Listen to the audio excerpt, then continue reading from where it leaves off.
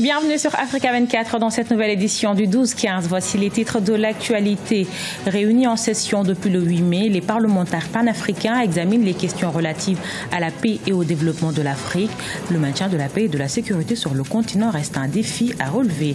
Au Sénégal, l'opposition s'organise et crée une large coalition en vue des élections législatives. Monko Taxawu Sénégal a pour but d'imposer au régime en place une cohabitation au soir du 30 juillet 2017. Et puis découverte de deux cordonnières ivoiriennes, Rachel et Marthe, donnent une nouvelle vie aux chaussures usées, un travail qu'elles font avec abnégation et munition. Paix et développement du continent, la question a fait l'objet d'un débat lors de la 4e session du Parlement panafricain. 60 ans après les indépendances, plus de 15 ans après le lancement de l'Union africaine, le maintien de la paix et de la sécurité sur le continent reste un défi à relever. Pourquoi et à quelles conditions l'Afrique pourra-t-elle assurer sa propre sécurité? Élément de réponse avec Gibril Fofana et Idlet Mirabel-Bissau. L'Afrique doit se donner les moyens de garantir sa propre sécurité. Tel est le plaidoyer que les parlementaires panafricains formulent à l'endroit de l'Union africaine et des exécutifs du continent. Car le constat est éloquent. Sur les 16 opérations de maintien de la paix menées par les Nations Unies depuis sa création, 11 concernent le continent africain avec parfois des forces extra-africaines. La force africaine en attente, créée pour doter l'Afrique d'une capacité de réponse aux crises sécuritaires et aux opérations de maintien de la paix, n'est toujours pas opérationnelle. Nous, Africains, avons abandonné aux mains d'autres personnes la gestion de nos conflits. Cela a accru l'insécurité et les crises politiques. Toutes nos activités, toutes les missions de maintien de la paix sont encore soutenues financièrement et matériellement, contrôlées et organisées par les Nations Unies et d'autres agences occidentales et non par les Africains. Dans ces conditions, nous n'aurons jamais la paix en Afrique car les richesses minières dont nous disposons sont convoitées par ces puissances auxquelles nous confions la gestion de notre sécurité. Nous devons y mettre fin.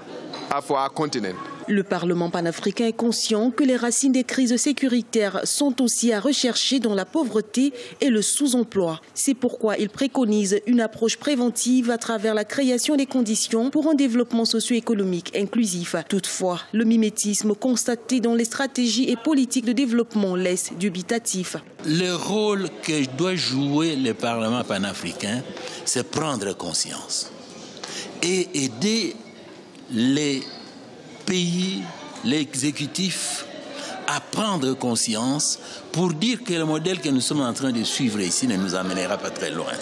La persistance des crises politiques et sécuritaires sur le continent est révélatrice de l'échec de l'Union africaine à mettre en œuvre sa stratégie de paix et de sécurité.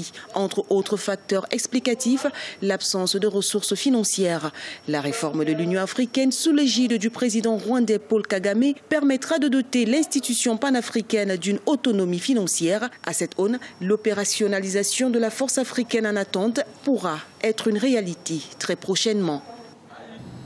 À peine nommé, à peine contesté, le nouveau gouvernement de transition en République démocratique du Congo, attendu depuis près d'un mois, il a été dévoilé ce 9 mai.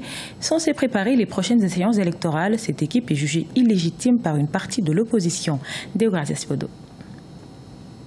Un nouveau gouvernement mis en place en République démocratique du Congo, mais qui souffre déjà de contestations dans les rangs de l'opposition. Le président Joseph Kabila a dévoilé mardi 9 mai 2017 la liste des membres de sa nouvelle équipe dirigée par le Premier ministre Bruno Tshibala. 60 membres ont été choisis en vertu de l'accord de sortie de crise signé en décembre 2016. Cet accord est censé sortir le pays de la crise née du maintien au pouvoir du chef de l'État Joseph Kabila au-delà du terme de son mandat. La majorité présidentielle s'investit totalement pour la réussite de ce gouvernement en fonction de deux objectifs majeurs. Il s'agit d'amener à bonne fin le processus électoral par l'organisation des élections au niveau que nous avons convenu.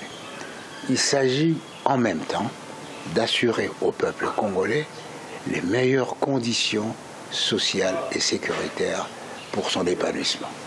Le Premier ministre Bruno Tshibala ayant été exclu de son parti, l'UDPS, et nommé ensuite par le président Joseph Kabila, l'opposition n'a de cesse d'accuser le pouvoir de violer l'accord du 31 décembre et de se maintenir en retard dans les élections. Dans la nouvelle équipe gouvernementale, 4 députés du groupe parlementaire UDPS à l'Assemblée nationale font également leur entrée avec l'étiquette de l'UDPS, malgré leur exclusion du parti depuis février 2012. De quoi attiser davantage la colère de l'opposition. C'est cet accord quand même qui donnait la légitimité à nos institutions. Toutes les institutions à mandat électif ne sont plus légitimes. Et tout ce qu'on est en train de faire, ce n'est qu'une simple distraction. Et au moment venu, nous allons tirer toutes les conséquences. Ça, je vous promets, en tant que responsable de l'UDPS, je vous dis que Kabila est responsable devant cette situation, puis c'est lui qui est derrière. La République démocratique du Congo est dans l'impasse politique depuis la réélection du président Joseph Kabila en 2011. L'opposition avait dénoncé de nombreuses irrégularités. Les tensions se sont accrues entre les différents acteurs politiques du pays, avec pour corollaire un climat de violence qui a occasionné des pertes en vies humaines et plusieurs autres victimes. Toujours en République démocratique du Congo, le rassemblement de l'opposition crée son groupe parlementaire. Membres de l'UDPS, du G7 et de l'Alternance pour la République et la dynamique, ils entendent porter haut les idéaux de l'opposition et provoquer une synergie avec le peuple.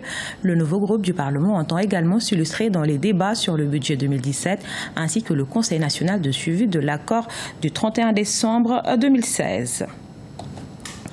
Au Sénégal, la course pour les élections législatives est désormais lancée. Réunie au sein d'une coalition, l'opposition lance une alliance dénommée Manko Taxawu Sénégal. Objectif, imposer au régime actuel une cohabitation. C'est un reportage de notre correspondant El Hadji Ndiaye. L'essentiel des partis de l'opposition a mis sur pied Manko Taxawu Sénégal le 26 avril 2017. Créée en vue des prochaines élections législatives, cette entité regroupe des partis et coalitions politiques de l'opposition et des mouvements citoyens. Elle se fixe pour ambition le redressement du Sénégal. Nous pensons d'abord que personnellement, en tant que parti politique, nous sommes capables de battre Macky Sall et son régime, mais nous voulons créer une dynamique nationale autour des fils les plus dignes de ce pays pour essayer de redresser le pays. Voilà pourquoi nous avons pensé mettre en place Manko Taxawu Sénégal, qui signifie cette coalition pour le changement. De 10 partis politiques au départ, Manko Taxawu Sénégal en compte aujourd'hui 19. On retrouve certains leaders comme l'ancien président de la République, Abdoulaye Wade, Modou Diagne Fada, LDR-ISL, Malick Gakou, Grand Parti, Cheikh Bamba Dièye, FSD/BJ, Khalifa Sall, Initiative 2017. Certains partis de la coalition Benno Bokk Yakaar au pouvoir ont décidé de rejoindre la nouvelle coalition de l'opposition Manko Taxawu Sénégal. Je ne note pas, moi, de turbulence de départ de la coalition. C'est peut-être quelques individus qui, en fait, politiquement, ne pèsent pas lourd. Maintenant, pour ce qui concerne la nouvelle coalition dont vous parlez, vous savez que ce n'est pas la sélection d'ancienne gloire qui fait une équipe. C'est valable en football et en politique. Ce qui aujourd'hui compose l'essentiel de cette coalition de l'opposition, c'est des gens, les vaincus de 2012, certains revanchards, et qui depuis bientôt 5 ans n'ont présenté à ce pays aucun projet, aucun programme. Toute leur politique, toute leur opposition se limite à salir ce qui gouverne le pays. Et je ne pense pas que le Sénégal puisse attendre quelque chose de ces gens-là. Cette nouvelle plateforme de l'opposition, dénommée les Sentinelles de Manko Taxawu Sénégal, va travailler à mettre en place une liste unique en vue des législatives du 30 juillet prochain. Elles s'appellent Rachel et Marthe, 2 femmes ivoiriennes qui redonnent vie à des chaussures usées. Passionnées par la cordonnerie, un métier qu'elles exercent avec passion et minutie et à ainsi lutter contre les stéréotypes. Leur portrait est signé Idlet Mirabel-Bissot. Donner une nouvelle vie aux chaussures usées, c'est la spécialité de Marthe et Rachel, 2 jeunes Ivoiriennes qui se sont orientées dans l'entretien des chaussures en Côte d'Ivoire. Un regard, un coup de pinceau et la chaussure retrouve un nouvel éclat. Derrière cette vitre aux allures de boutique pour hommes, c'est un atelier de cordonnerie qui a élu domicile. J'avais travaillé avec une dame. Elle m'a dit qu'elle avait un ami qui avait une boutique de vente de chaussures de luxe pour hommes, qui cherchait quelqu'un. Je suis venue, j'ai vu le cadre, j'ai aimé le cadre d'abord et puis j'ai vu le travail qu'il faisait ici.